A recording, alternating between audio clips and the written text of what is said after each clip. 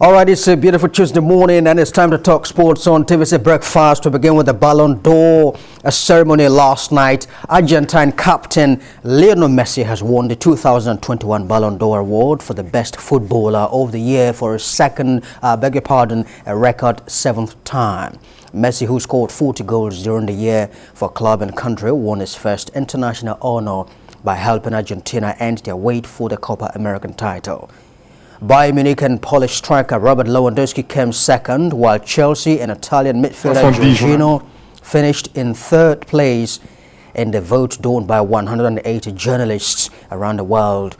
Messi had already won the trophy more times than any other player, and his 7th success comes after wins in 2009, 10, 11, 12, 15, as well as 19. And Barcelona midfielder Pedro Lopez won the Copa Trophy for the best player under the age of 21. Paris Saint-Germain's Gianluigi Donnarumma, who helped Italy win Euro 2020, won the Yashin Trophy for the best goalkeeper. And for the Women's Ballon d'Or award, Barcelona ladies captain Alexia Putellas won the accolade after leading the Catalan ladies the treble of titles last season. All right, let's also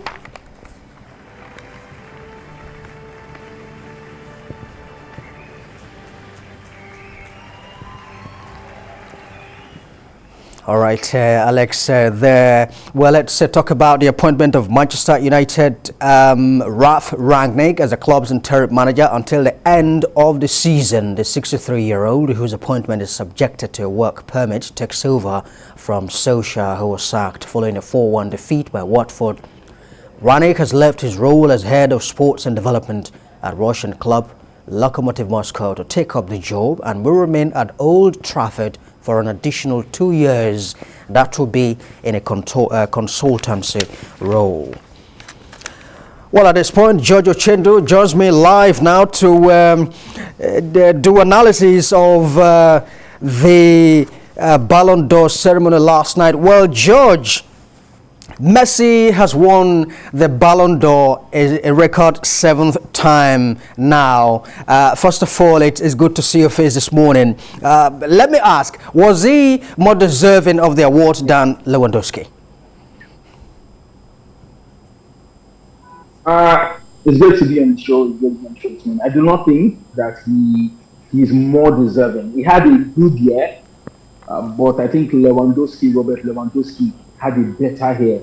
If you look at the records that Lewandowski had to break in the Bundesliga, the titles he won, his performance all season long was nothing short of phenomenal. And while Messi might have had a good year in terms of winning the Copa America and winning the player of the tournament, I do not think that his achievements overshadowed that of Robert Lewandowski, who over the last 2 years has been the most informed football player on the planet. I feel like Robert Lewandowski was more deserving. And it just brings to mind the inconsistency that has beclouded the FIFA awards. In 2010, there was the issue with Snyder. In 2013, there was a similar issue. So we do not know if it confirms the fact that this is just a popularity contest, or if there are actually objective parameters that are used to judge this. And if there are objective parameters, then Robert Lewandowski should be winning this one.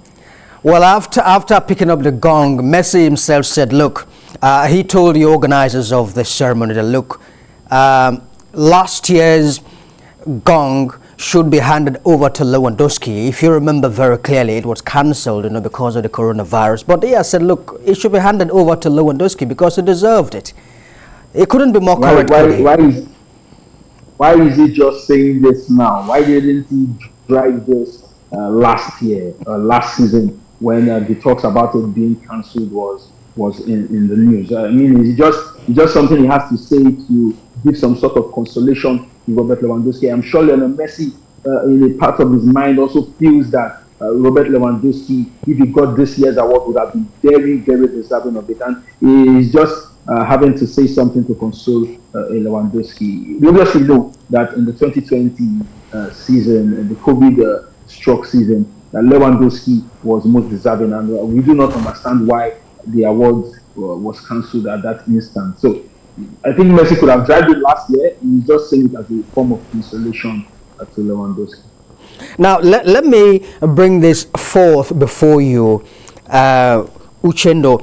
In the wake of the awards, Patrice Evra, the Manchester United legend, congratulated Messi on his 7th Ballon d'Or. And then Cristiano Ronaldo had an exchange with the chief of the Ballon d'Or, Pascal Fer, where he suggested that Ronaldo's only ambition was to have more Ballon d'Or than Messi. And then Ronaldo hit back saying, look, you lied. Now, my question is, when you have someone who is supposed to be an umpire between two competitors making comments like this, does it not throw the credibility of the whole process into question? It does. It does. And first and foremost, let me say that this is not taking anything from Messi. Messi is a phenomenal talent. He is one of a kind, same with Ronaldo. So Messi winning the award for the 7th time, fantastic one for him, and he deserves the accolade that comes with it. Now, coming to Ronaldo and the chief executive of France Football, I think it's just rather unfortunate that he would come out and make such statements. You know how competitive Cristiano Ronaldo can be. Definitely, he wants to get all the titles, he wants to get all the awards and the likes. But to quote him as saying that, making it look like his only life ambition is to challenge Messi, is a wrong way to go. We obviously know there's always been a back and forth about Messi and Ronaldo having to play together, having to go for the same awards, having to win the same title. So I do not think, sincerely do not think that Ronaldo has made that comment. And if he said anything, it probably has been lost in context. I'm sure that Ronaldo is a sportsman. He has a high level of sportsmanship.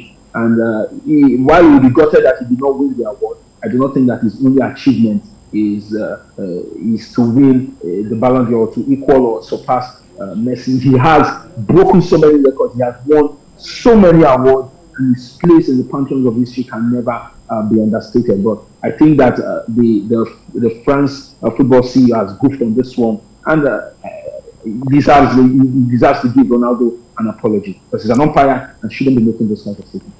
All right. Well, away from the Ronaldo Lewandowski talks now. Well, Chelsea won the team of the year. This is absolutely unquestionable. Very deserving. Very deserving. No team came close. Looking at the rot Chelsea were in the first half of the season, and then on the arrival of Thomas Tuchel, we could see the revival. We could see the fresh impetus that he brought into that team. How they took every other team to the cleaners, defeated them fair and square, and won the Champions League. We saw that even in the top 30, we saw about 4 or 5 Chelsea players making that top 30. So it shows how fantastic the team has been, and very clearly, no team came close to Chelsea. All right. Well, George, I'm told we have to go now, but we cannot leave without talking about the winner of the women's version as well, Alexia Putellas, leading the Catalan ladies to a treble. Yeah, very, very deserving. She was the captain of that side. And she wasn't just the captain, she led that side out, scoring over 25 goals in the league season that was concluded, and across other competitions, leading them to the treble, and defeated the likes of Maria Hermoso teammates, and also Cesar Toshuala, and the likes of Medema and the likes. So very deserving, the first Spanish female player to win that award, and Barcelona, the female Barcelona team, the Femenina, definitely deserving of that award. So congratulations to her. She has had a phenomenal year, and big ups to that award.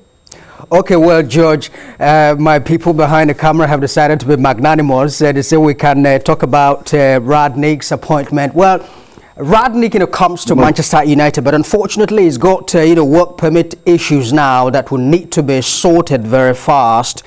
What does Radnick, bring to Manchester United, George? What does he bring to Manchester United?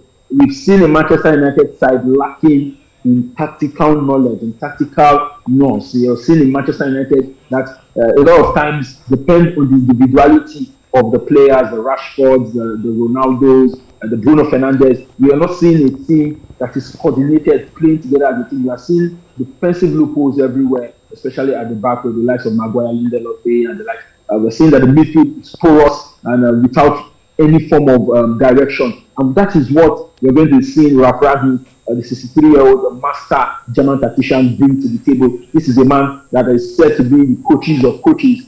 Klopp and Tuchel have paid glowing tribute to him. He's said to be the one that masterminded the Gege press and the metallic football and all those terminologies that we like to use for modern day football right now. So we're going to reassure that Rangnick is going to bring that tactical sense of direction to Manchester United. The Manchester United side is also lacking in discipline to a large extent for me. I think that team needs someone who will be strong-handed on them, who will be willing to take those hard decisions, tell the players who think they are undroppable, put them on the bench. The like of I can't understand how a Maguire would fail in flying colours in various matches and still have the chance to come into the team without any form of competition. So we need a coach that will put a strong hand on the players, drive them and push them to be at their best, drop those who are not performing. I'm very sure that the likes of the Lingard, the Sancho will be smiling because with Rangnick, he plays on merit. He will bring your A game playing. So about titles, I do not think Manchester United will win any title, I guess so. But when it comes to tactical direction, definitely they will have one.